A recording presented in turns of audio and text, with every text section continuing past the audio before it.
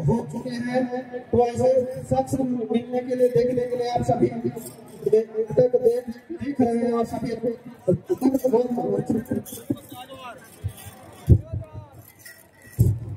आपसे आपको अच्छा लगता है कि हमारे कार्यक्रम को सफल और सुव्यवस्थित करने में आपको विशेष सहयोग रहेगा। इसलिए मैं चाहूँगा कि आप हमारे इस बात को ध्यान में रखते हुए यूट्यूबर ब्लॉगर के संयोजन दूर से अपना ब्लॉग बनाए। जय जोहर का नारा है, उड़ाल पेंदा, उड़ाल पेंदा। आप सभी को तहे दिल से जोहार। आज तक राजस्थान से गांव बस्तर छत्तीसगढ़ 1,500 किलोमीटर दूर से आपने मुझे दिल से आमंत्रित किया और मुझे एक सौभाग्य मिला। और आप सबका जो प्रेम, आप सबका जो स्नेह, आप सबके अंदर एक अपनत्व की भावना ने हमारा दिल जीत लिया। भोरवाड़ा समाज समन्वय समिति के द्वारा कार्यक्रम आदिवासी समुदाय के पुरखों द्वारा इस फसली त्योहार को पूरे देश के अंदर मनाया जाता है।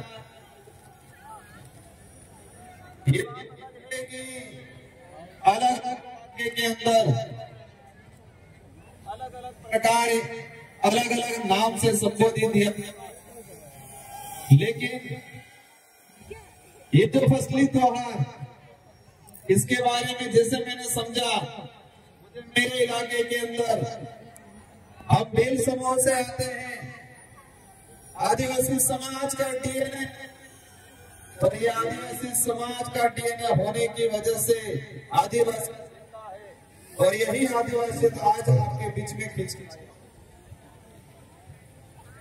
साथियों, मंच पे विराजमान हमारे समाज का आदिवासी समुदाय के समस्त सामाजिक संगठनों के पदाधिकारी और हमारे बीच में आगे स्थानीय सांसद महोदय, स्थानीय विधायक महोदय भी आए थे, उनका भी मेरी ओर से तहे दिल से सेवा जोहार करना चाहूंगा। साथियों, आप सबके दिमाग में कई प्रकार के सवाल होंगे। कई दिनों से प्रचार प्रसार चल रहा था कि राजस्थान से राजकुमार जो सांसद है वो यहाँ पर आ रहे हैं। मुझे इस काबिल बनाने के लिए बांसवाड़ा डूंगरपुर राजस्थान की जनता ने रात दिन मेहनत करके मुझे सांसद बना के दिल्ली के अंदर भेजा और ये उम्मीद की है कि उस क्षेत्र का तो प्रतिनिधित्व करना है, लेकिन पूरे देश के आदिवासी दलित पिछड़ों का भी प्रतिनिधित्व दिल्ली में करना है। ये जिम्मेदारी मुझे दी गई है। और उसी अपनत्व की वजह से आज आपने मुझे आमंत्रित किया। साथियों, मैं इस इलाके में पहले आया था, एक बार विधायक था, और मैं मेरे पूर्व विधानसभा क्षेत्र की जनता को भी धन्यवाद देना चाहता हूं, जिस जनता ने मुझे 2 बार विधायक बनाया और वो भी राजस्थान के अंदर हाईएस्ट मतों से जिता के भेजा।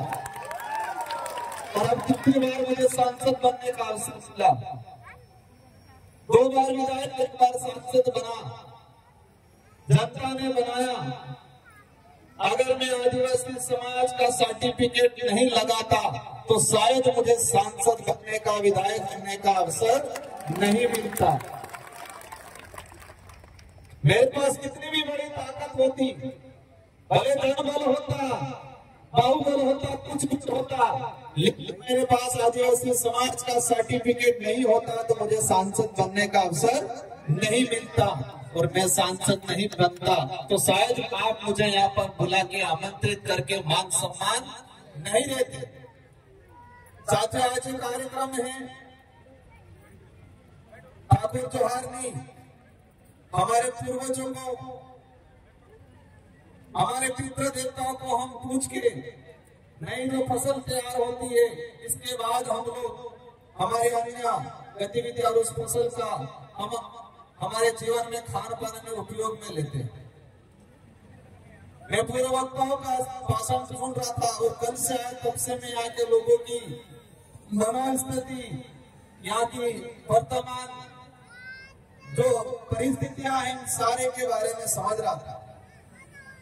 साथियों, हमारा देश को विदेश में जब पहचाना जाता है, इस देश के प्रधानमंत्री महोदय हो या हमारे देश के राष्ट्रपति महोदय हो, कभी भी विदेश में जाते हैं तो जो मंच पे बुलाया जाता है, मंच पे बुलाने से पहले क्या कहा जाता है कि ये उस देश के प्रधानमंत्री या राष्ट्रपति महोदय है जिस देश को महान कहा जाता है।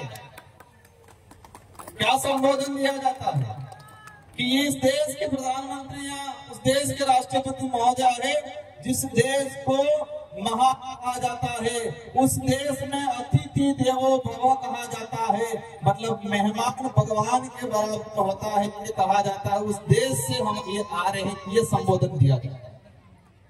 ये संबोधन दिया जाता है कि भारत देश में विविधता होने के बावजूद, अनेक धर्म, अनेक संस्कृति, अनेक जातियां होने के बावजूद भारत देश के अंदर एकता है, ये परिचय देके हमारे यहाँ के प्रधानमंत्री महोदय को विदेश में संबोधित किया जाता है।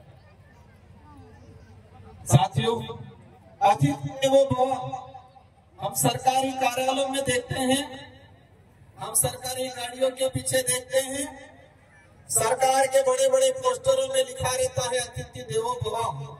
मतलब हमारे गांव में, हमारे जिले में, हमारे देश में जो आया मेहमान, उसको भगवान के बराबर माना जाता है। लेकिन ये शब्द ओनली फॉर आदिवासी इलाके के अंदर ही वर्तमान में स्थापित है, आदिवासी समुदाय में ही स्थापित है, क्योंकि आदिवासी समुदाय के अंदर किसी भी गांव में, किसी भी घर में कोई भी अज्ञात व्यक्ति, अनजाना व्यक्ति चला जाएगा तो उसको मान सम्मान दिखाया जाएगा, पानी पिलाया जाएगा, चाय पिलाई जाएगी, भले पहचान नहीं हो इसके बावजूद पूछा जाएगा आप कहां से